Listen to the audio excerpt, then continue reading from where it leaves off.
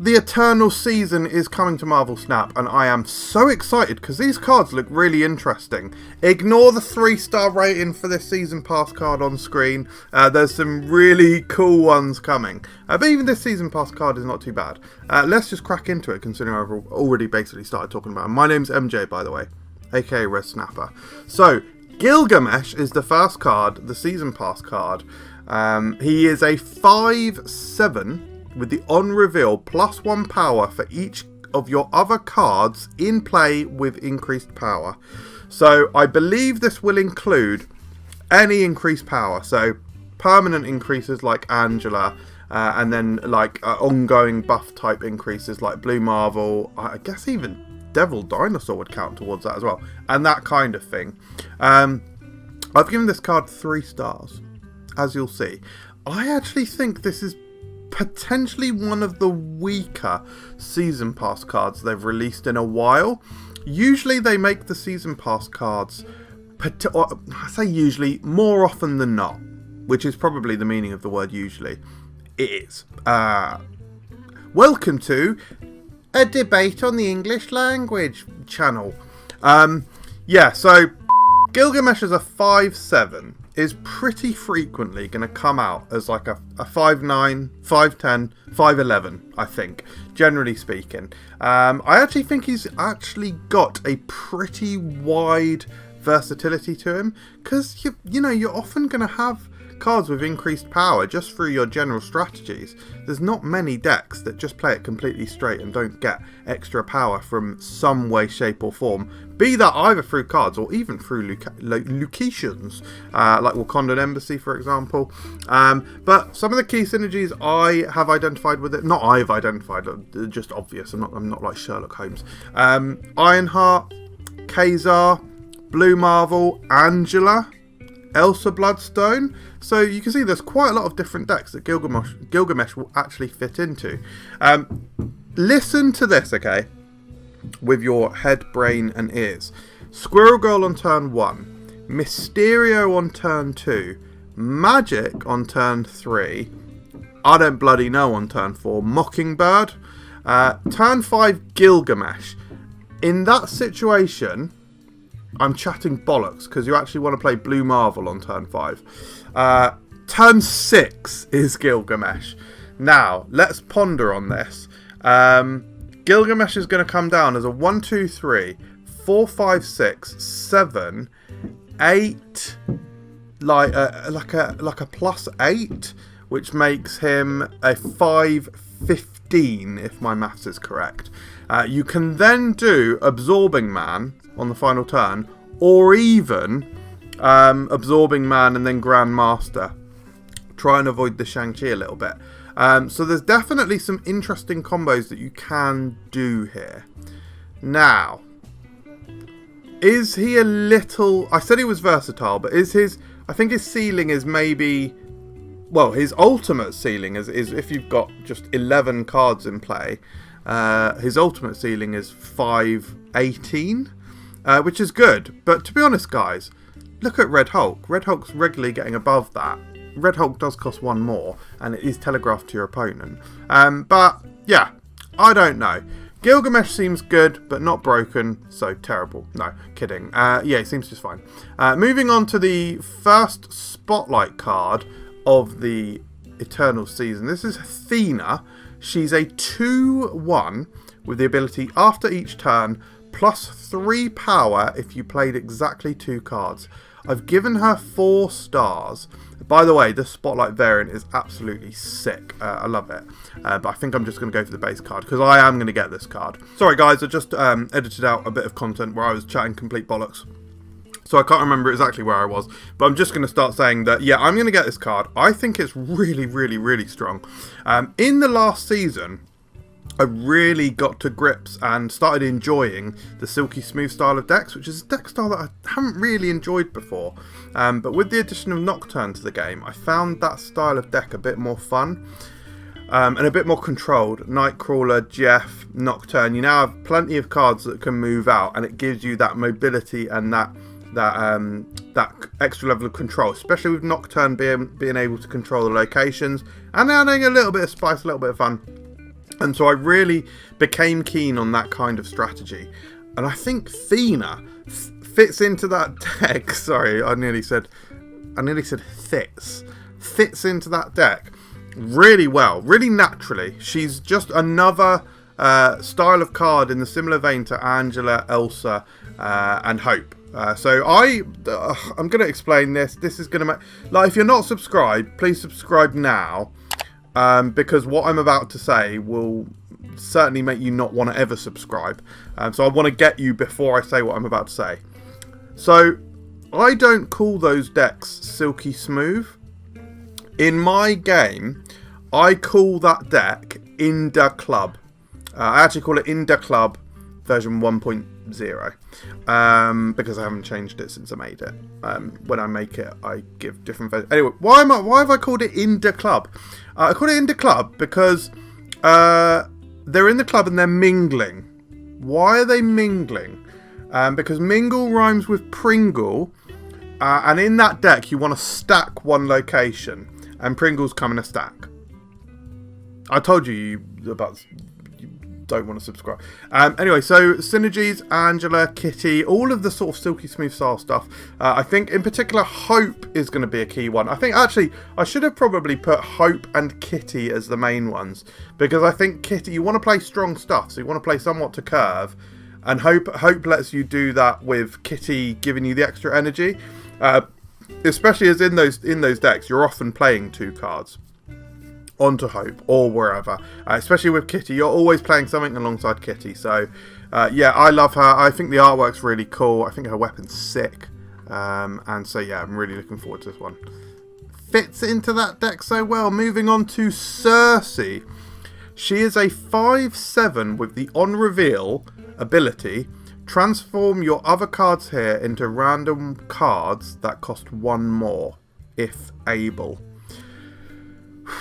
Yeah, this is a heartbreaker, guys, because I wanted to get Sersi, and I'd originally planned to get Sersi, but I'm not getting her anymore because I'm getting Thena. I've changed my mind on which one I'm getting, but I still think Sersi's really good. I've given her 4 stars. Some of the key synergies here, and some of the craziness, like this card is going to be so crazy and fun. So some of the synergies, Jubilee's pulling a card, and then you can play Sersi on top of them. You're transforming at least 2 things, and Jubilee is turning into a 5 cost. Generally 5 costs are good. They're rarely going to screw you. I mean, I say rarely. It's possible. It'll happen. But yeah, generally 5 costs are good. Electro is really good. Like, we just literally last season had Electro into Blink, and we're getting the same thing again, really. Electro into a different 5/7. Probably slightly more restrictive because Sersi has to be played on Electro's location if you do that, and of course you don't know what it's going to turn into, and a 4 cost, but it's still good, right? And this is only turn 4, of course. So I think that's going to be cool. But listen to this, guys. How about this one? Brood. How about Brood into Sersi like a turn later? I think that's mad. You're going to get 3 4 costs. You are locking down the location. You won't be able to play there anymore, but I just think that's really interesting, guys. Yeah, very cool. I did sort of think about Mr. Negative, because changing the -1 pound Mr. Negative into a 5 cost card would be really good, but if you don't draw Sersi and you flip her, she becomes like a maximum cost 5 power or whatever. Anyway, Sersi's really cool. I'm not super keen on the artwork here, to be honest, but that's by the by. 4 stars from me. Gosh, Makkari. What are we doing here, guys? I've given Makkari 1 star. Let's get the elephant out of the room in the bin. No, don't. That's cruelty to animals, probably. She's a 3. At least say what she does. She's a 3/3, and has the ability after the turn runs from your hand to a random location if possible. Oh, she's free. She's free power. Why have you given her 1 star? Listen, ain't nothing good in life comes for free. I think it was Elvis Presley who said that.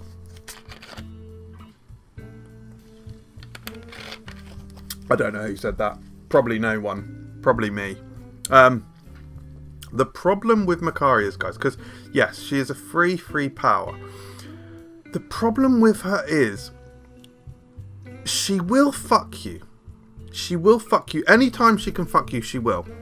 Bar with no name, is it? Which is the winner is the person with the least power. She's going in there every time. Yeah, she's going to fill locations. You're going to draw her and she's going to jump to a location where you've already got it filled. Like maybe Savage Land came up, so you got 2 raptors. Maybe you'd already played there. And then Makkari's going to come down and fill it. Like, that sort of thing is definitely going to happen. Now, that being said, her redeeming features, possibly usable in Silver Surfer. I mean, who are you cutting from Silver Surfer? I don't know, to be fair. I think you're generally going to feel bad for cutting anything in that deck.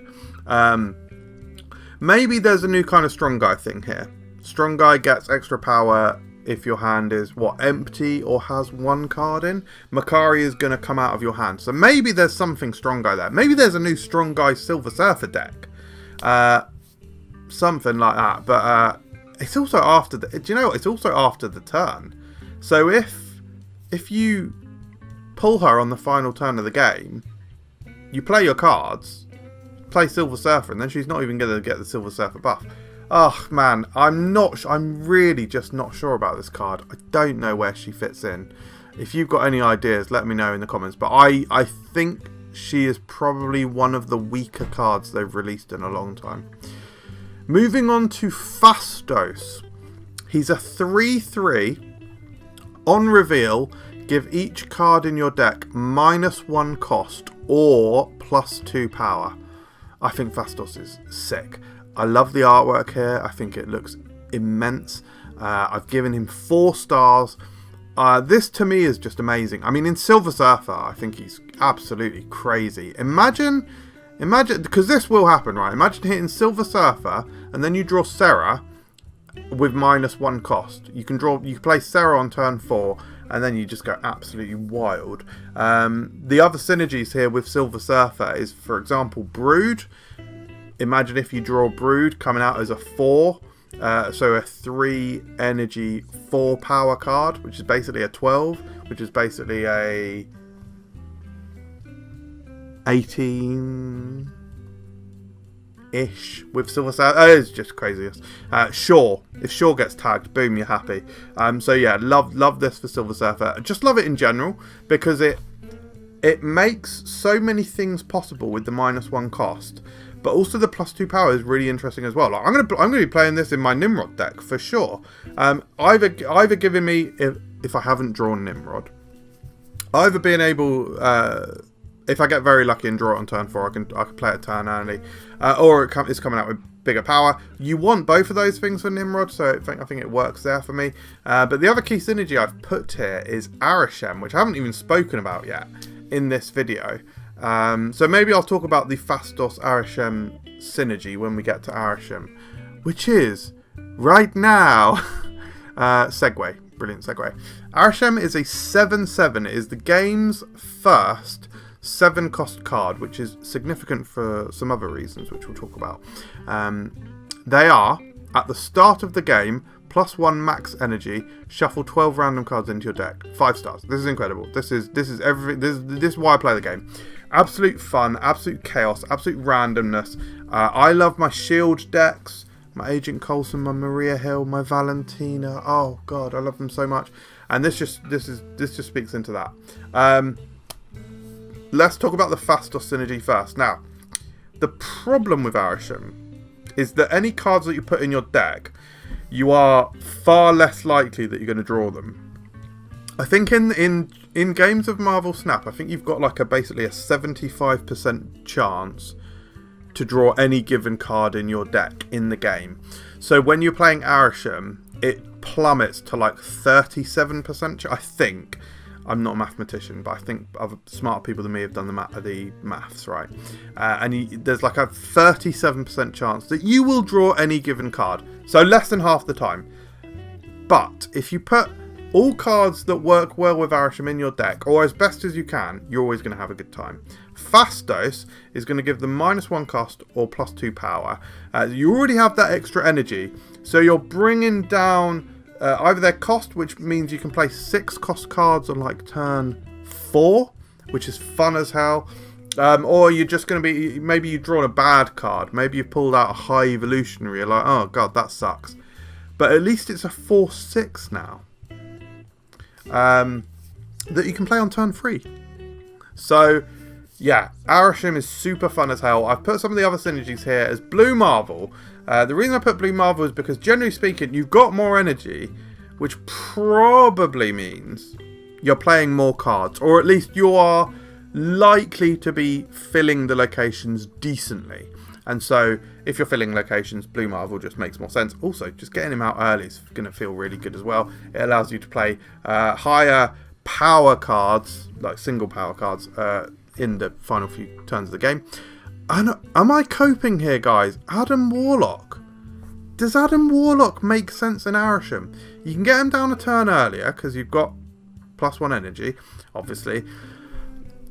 And you kind of want to see more of your deck. You want to see those options. You are going to be drawing bad cards.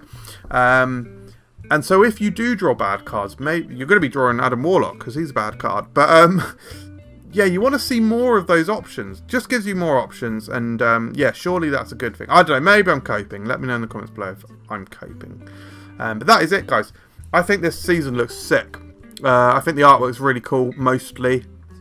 And I'm very excited. Yeah, there's like a few duds, but generally speaking, I'm excited. What do you think? Let me know in the comments below. Thank you very much for watching. Subscribe if you're new, and I'll see you next time.